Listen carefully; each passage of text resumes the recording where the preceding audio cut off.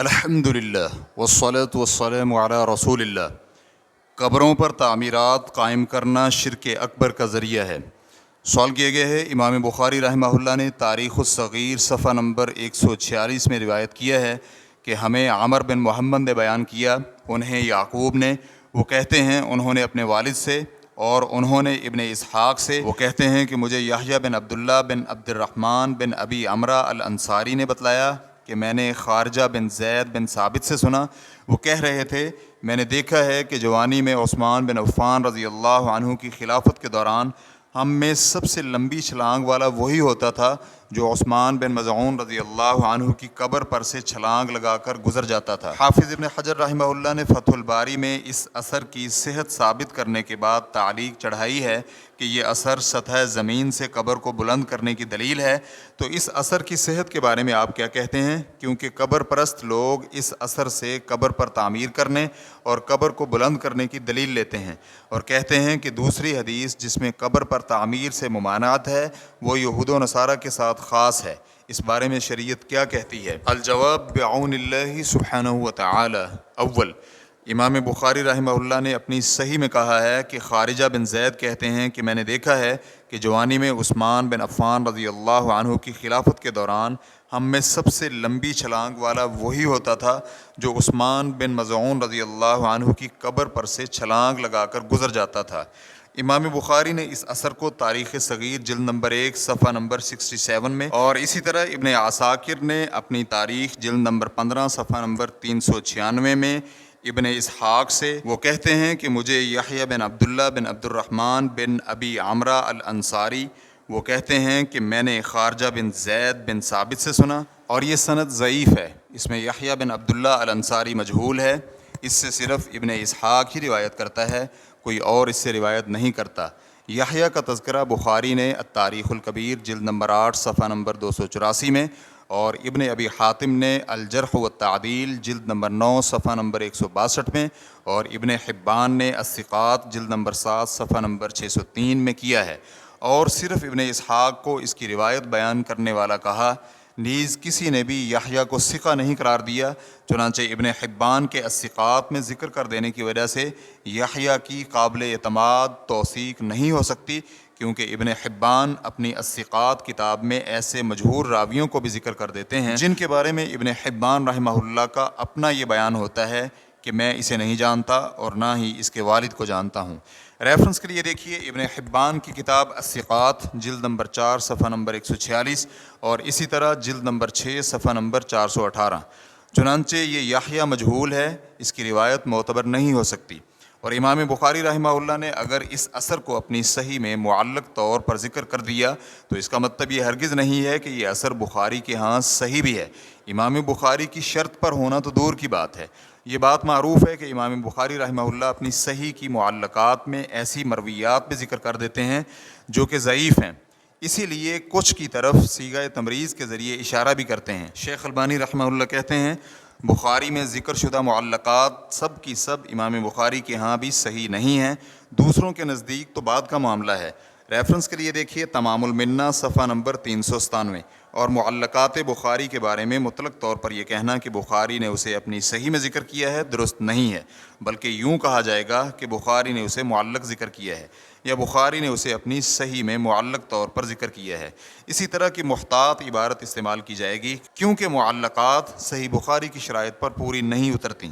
چنانچہ علامہ البانی رحمہ اللہ کہتے ہیں اہل علم کے ہاں یہ بات معروف ہے کہ صحیح بخاری میں نبی علیہ الصلاۃ والسلام یا صحابہ اکرام سے منقول بہت سی معلق روایات ہیں، چنانچہ اگر کوئی متلاشی علم ان معلقات کو آگے بیان کرنا چاہے تو یہ مت کہے کہ اسے بخاری نے روایت کیا ہے، کیونکہ اس انداز کی تعبیر ان روایات کے لیے مختص ہے جو کہ مکمل سند کے ساتھ صحیح بخاری میں بیان ہوئی ہیں، جبکہ معلقات میں امام بخاری سند ذکر نہیں کرتے بلکہ براہ راست کہتے ہیں، بخاری کہتے ہیں کہ رسول اللہ صلی اللہ علیہ وآلہ وسلم نے فرمایا۔ چنانچہ اس طرح کی احادیث کے بارے میں یہ نہیں کہا جا سکتا کہ اسے بخاری نے روایت کیا ہے، بلکہ اسے چاہیے کہ ساتھ میں یہ بھی کہے کہ بخاری نے اسے معلق طور پر نقل کیا ہے۔ ریفرنس کے لیے دیکھیے دفاع عن الحدیث النبوی صفحہ نمبر 20۔ دوم، سائل بھائی کا کہنا ہے کہ ابن حجر رحمہ اللہ نے اس اثر کی صحت کو ثابت کیا ہے، درست نہیں ہے، بلکہ ابن حجر رحمہ اللہ نے زیادہ سے زیادہ یہ کہا ہے کہ مصنف یعنی امام بخاری نے اسے تاریخ صغیر میں اس سند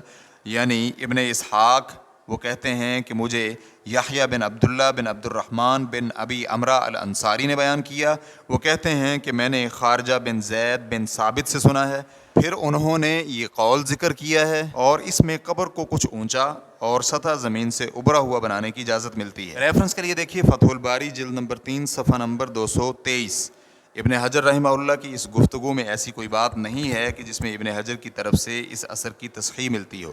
اس اثر کے ضعیف ہونے کے لیے یہ بھی دلیل ہے کہ خارجہ بن زید بن ثابت رحمہ اللہ جیسے جلیل القدر تابعی جو کہ مدینہ کے 7 فقہائے کرام میں شامل ہوتے ہیں، ان کا عثمان بن مظعون رضی اللہ عنہ کی قبر کے اوپر سے پھلانگنا بعید ہے، کیونکہ یہ ایک غلط اور بیوقوف لوگوں کا کام ہے جو کہ خارجہ بن زید جیسا شخص نہیں کر سکتا۔ اور ویسے بھی روایت میں ذکر ہے کہ یہ جوانی کی عمر کا واقعہ ہے، حالانکہ جوانی کی عمر میں خارجہ علم حاصل کرنے کے لیے مشغول رہتے تھے اور ان کی اس عمر میں علم حاصل کرنے کی مشغولیت بہت سخت تھی۔ یہی وجہ تھی کہ انہیں مدینہ منورہ کے ان گنے چنے فقہائے کرام میں شامل کیا جانے لگا جن سے فتویٰ لینے کے لیے رجوع کیا جاتا تھا، جس سے پتہ چلتا ہے کہ اس قسم کا غلط فعل آپ سے صادر نہیں ہو سکتا۔ اور ویسے بھی جابر رضی اللہ عنہ کی روایت سے صحیح ثابت ہے کہ نبی علیہ الصلوۃ والسلام نے قبروں کو پختہ بنانے، ان پر تحریر لکھنے، ان پر تعمیر کرنے اور انہیں قدموں تلے روندنے سے منع فرمایا ہے۔ ریفرنس کے لیے دیکھیے صحیح مسلم حدیث نمبر 970، اسی طرح ابو داؤد حدیث نمبر 3225، نسائی حدیث نمبر 2028، ترمذی حدیث نمبر 1052، اور یہ لفظ ترمذی کے ہیں۔ جناب ابو ہریرہ رضی اللہ عنہ کہتے ہیں کہ رسول اللہ صلی اللہ علیہ وآلہ وسلم نے فرمایا، اگر تم میں سے کوئی انگارے پر بیٹھے جس سے اس کے کپڑے اور جلد تک جل جائے، یہ اس کے لیے قبر پر بیٹھنے سے بہتر ہے۔ ریفرنس کے لیے دیکھیے صحیح مسلم حدیث نمبر 971۔ اسی طرح مسند احمد حدیث نمبر 27918 میں عمر بن حزم رضی اللہ عنہ کی روایت ہے کہ وہ کہتے ہیں کہ مجھے رسول اللہ صلی اللہ علیہ وآلہ وسلم نے قبر پر ٹیک لگائے ہوئے دیکھا تو آپ صلی اللہ علیہ وآلہ وسلم نے فرمایا، قبر سے ہٹ جاؤ اور قبر والے کو تکلیف مت دو۔ علامہ البانی رحمہ اللہ نے اسے الصحیحہ حدیث نمبر 2960 میں صحیح قرار دیا ہے، اور اس بات میں کوئی شک نہیں ہے کہ قبر پر اس طرح چھلانگ لگانے سے قبر والے کو تکلیف ہوگی۔ سوم اس سے قبل سوال نمبر 83133 اور اسی طرح سوال نمبر 124600 کے جواب میں گزر چکا ہے کہ سطح زمین سے ایک بالشت کے برابر قبر کو اونچا بنانا شرعی طور پر جائز ہے، اس سے زیادہ نہ کیا جائے اور اس پر کچھ تعمیر بھی نہ کیا جائے۔ اور الموسوعۃ الفقہیہ جلد نمبر 11 صفحہ نمبر 342 میں ہے کہ فقہائے کرام کے ہاں قبر پر ایک بالشت تک مٹی چڑھانے میں کوئی اختلاف نہیں ہے، اور کچھ فقہائے احناف کے ہاں اس سے تھوڑی سی زیادہ مٹی ڈالنے میں کوئی حرج نہیں ہے، صرف اس لیے کہ پتہ چلے کہ یہ قبر ہے، چنانچہ اس کی اہانت سے بچا جائے اور قبر والے کے لیے رحمت کی دعا کی جائے۔ اسی طرح دیکھیے الموسوعۃ الفقہیہ جلد نمبر 32 صفحہ نمبر 250۔ چنانچہ گزشتہ حافظ ابن حجر رحمہ اللہ کے قول کو بھی اس معنی اور مفہوم پر محمول کیا جائے گا جس میں انہوں نے کہا تھا، اور اس میں قبر کو کچھ اونچا اور سطح زمین سے ابھرا ہوا بنانے کی اجازت ملتی ہے۔ چہارم، قبروں پر کچھ تعمیر کرنا برے افعال اور قبروں کے متعلق ثابت شدہ سنت کے برخلاف خود ساختہ بدعات میں سے ہے، کیونکہ نبی علیہ الصلوۃ والسلام سے قبروں پر عمارت کی ممانعت ثابت ہے، اور ویسے بھی قبروں پر عمارت بنانا قبروں میں موجود افراد کی تعظیم کا ذریعہ ہے، اور قبروں میں مدفون لوگوں کی تعظیم اللہ کے ساتھ شرک کا ایک دروازہ ہے۔ دائمی فتویٰ کمیٹی کے علماء کرام کہتے ہیں قبروں پر تعمیر کرنا منکر بدعات میں سے ہے، اور اس میں قبر والے کی تعظیم کے لیے غلو بھی ہے جو کہ اللہ کے ساتھ شرک کا ذریعہ ہے۔ اس لیے مسلم حکمران یا اس کے قائم مقام افراد کی ذمہ داری ہے کہ وہ قبروں پر موجود عمارت وغیرہ گرا دینے کے احکامات جاری کریں اور قبروں کو زمین کے برابر کر دیں تاکہ اس بدعت کا خاتمہ ہو سکے اور شرک کے ذرائع بند کیے جا سکیں۔ ریفرنس کے لیے دیکھیے فتاوی اللجنۃ الدائمہ جلد نمبر 1 صفحہ نمبر 413۔ پنجم، سائل کا قبر پرستوں سے نقل کرتے ہوئے کہنا کہ دوسری حدیث جس میں قبر پر تعمیر سے ممانعت ہے وہ یہود و نصارہ کے ساتھ خاص ہے، یہ بے تکی اور بے عقلی والی بات ہے، کیونکہ نبی علیہ الصلوۃ والسلام یہود و نصارہ کو قبروں پر عمارت بنانے سے کیوں منع کرتے؟ بلکہ صحیح بات یہ ہے کہ قبروں پر عمارت بنانے کی ممانعت اس لیے ہے کہ یہ کام یہودی اور عیسائی کیا کرتے تھے، کیونکہ وہ لوگ یہ کام کرنے کے بعد شرک میں مبتلا ہو گئے، جیسا کہ صحیح بخاری حدیث نمبر 434 اور صحیح مسلم حدیث نمبر 528 میں ہے کہ سیدہ عائشہ رضی اللہ عنہ کہتی ہیں کہ ام سلمہ رضی اللہ عنہ نے رسول اللہ صلی اللہ علیہ وآلہ وسلم کے پاس ایک کلیسا کا ذکر کیا جو انہوں نے حبشہ کے علاقے میں دیکھا تھا، اس کا نام ماریہ تھا، تو انہوں نے اس میں موجود تصاویر کا بھی تذکرہ کیا، تو آپ صلی اللہ علیہ وآلہ وسلم نے فرمایا ان لوگوں میں جب کوئی نیک بندہ یا آدمی فوت ہو جاتا تو اس کی قبر پر مسجد بنا کر اس میں ان کی تصاویر بناتے تھے، یہ لوگ اللہ کے ہاں بدترین مخلوق ہیں۔ واللہ تعالی اعلم۔ اسلام QA ریکارڈنگز، مؤسسۃ الشیخ محمد صالح المنجد، المملکۃ العربیۃ السعودیہ، فتویٰ نمبر 185266۔ والسلام علیکم ورحمۃ اللہ وبرکاتہ۔